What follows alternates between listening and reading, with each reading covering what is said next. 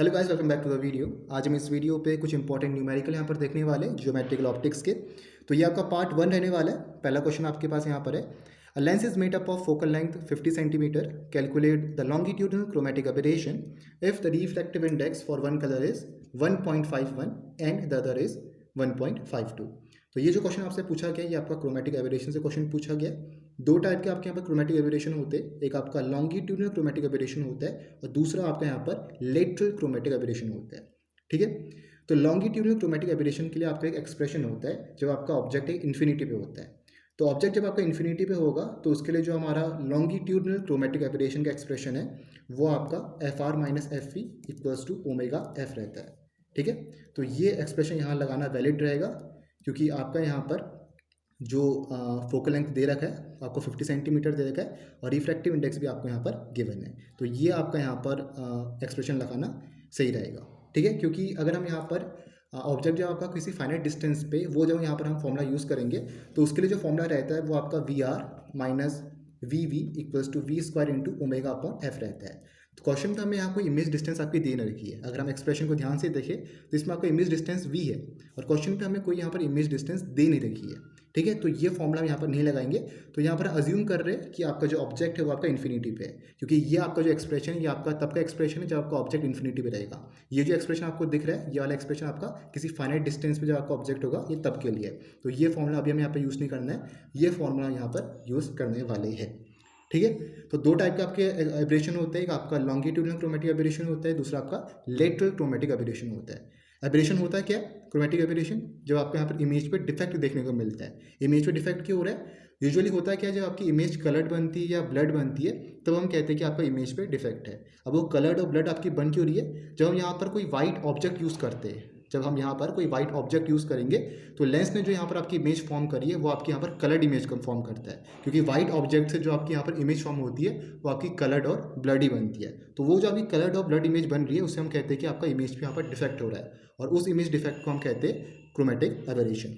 ठीक है, तो मान लेते हैं हमारे पास एक थिन लेंस है और यहाँ पर हम एक वाइट ऑब्जेक्ट ले रहे हैं। ठीक है, तो हमारी यहाँ पर दो इमेज बन रही है, एक हमारी बन रही है यहाँ पर इमेज, यहाँ पर मान लेते हैं आपकी इमेज बन रही है, और दूसरी जो आपकी इमेज बन रही है वो आपकी मान लेते हैं हम यहाँ पर कहीं बन रही है, ऐसा कुछ बन रही है, और एक आपके यहाँ पर बन रही है यहाँ। ठीक है, तो वाइट ऑब्जेक्ट से आपकी इमेज बन रही है तो आपके यहाँ पर कलर्ड इमेज बनेगी।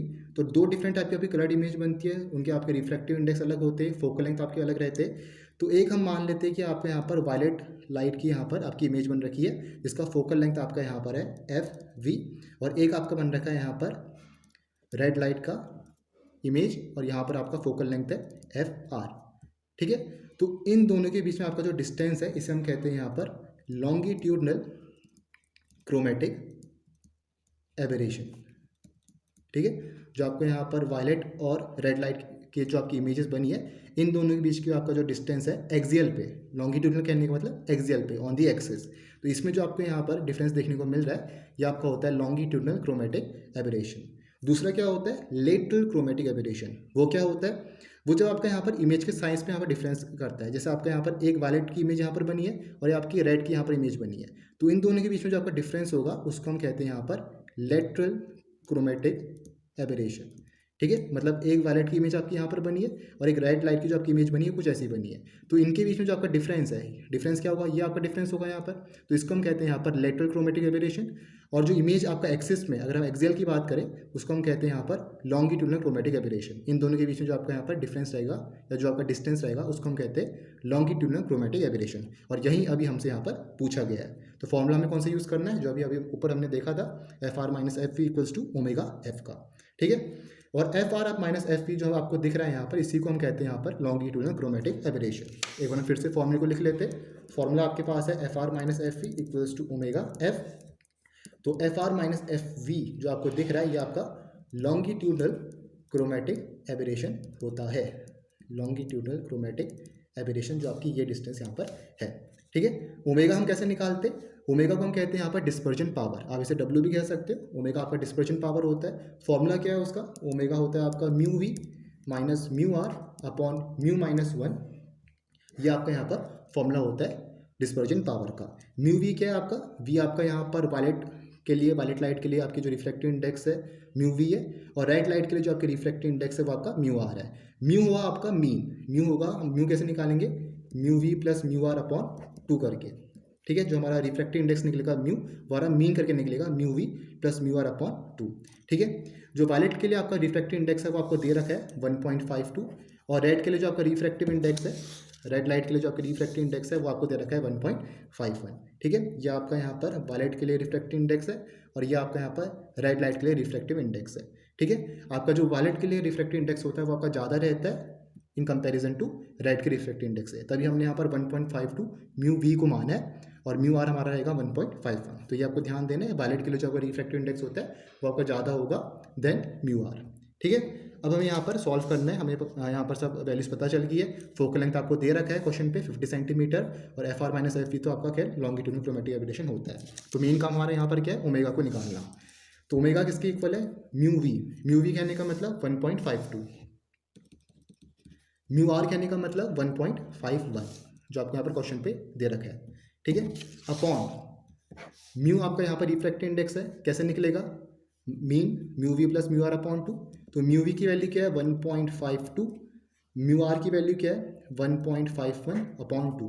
तो ऐसे करके यहाँ पर निकालेंगे, तो ये होगा 3.03 अपॉन 2, 303 अपॉन 200 करेंगे। तो इसको हम जब सॉल्व करेंगे 200 अपॉन 303, तो आपका 200, और ये बनेगा आपका 103, फिर आएगा आपका 1.5, फिर आपका बनेगा 1.51, ठीक है। तो ये आपका जो यहाँ पर वैल्यू आएगी वो आएगी 1.51। तो हम करेंगे इसको 1.51 माइनस टाइम 1, तो जो आपका रिफ्रैक्टिव इंडेक्स जो मीन आपका आ रहा है वो आ रहा है आपका 1.51 के अप्रोक्स, ठीक है। या 1.515 हम कुछ कह सकते हैं, तो 2 तक निकालो बहुत है आपका 1.51। तो फिर क्या बनेगा देखो, 1.52 माइनस 1.51, ये बनेगा आपका 0.01, ये चीज़ बनेगी, ठीक है। यहाँ क्या बनेगा 0.51। तो ओमेगा की वैल्यू क्या आ गई 1/51। तो जो यहाँ पर आपका एंगुलर जो आपका यहाँ पर डिस्पर्जन पावर आ रखा है, ये आपका 1/51 आ रखा है, ठीक है। और इक्वेशन क्या हमारे पास, F are minus F we equals to omega F. तो ओमेगा की वैल्यू क्या है 1/51, और एफ क्या आपके पास फोकल लेंथ, फोकल लेंथ आपको क्वेश्चन पे दे रखा है 50 सेंटीमीटर। तो ये हो जाएगा आपका 1/51 इंटू 50। तो ये आपके पास यहाँ पर बनेगा। तो क्या आएगा आंसर आपका, अराउंड 0.98 के आसपास आपका यहाँ पर आंसर बनेगा। ऐसे कुछ आपका यहाँ पर आंसर बनेगा, किसमें बनेगा, सेंटीमीटर पे, ठीक है। और ये किसकी इक्वल है आपका, लॉन्गिट्यूडनल क्रोमेटिक एबिरेशन की, क्योंकि आपका यहाँ पर जो f are minus F v है ये आपका होता है लॉन्गिट्यूडनल क्रोमेटिक एबिरेशन। तो ऐसे यहाँ पर हम क्वेश्चन को सॉल्व करेंगे, और यही चीज़ आपसे यहाँ पर पूछी गई है, ठीक है। तो फॉर्मूला कौन सा लगा आपका यहाँ पर, f are minus F we equals to omega times f. Main काम क्या था आपका यहाँ पर, बस आपको डिस्पर्जन पावर निकालनी थी ओमेगा, ठीक है। तो ऐसा आपको यहाँ पर क्वेश्चन करना है। मिलते हैं नेक्स्ट वीडियो पे हम एक और क्वेश्चन देखेंगे ज्योमेट्रिकल ऑप्टिक्स का। Thank you for watching the video.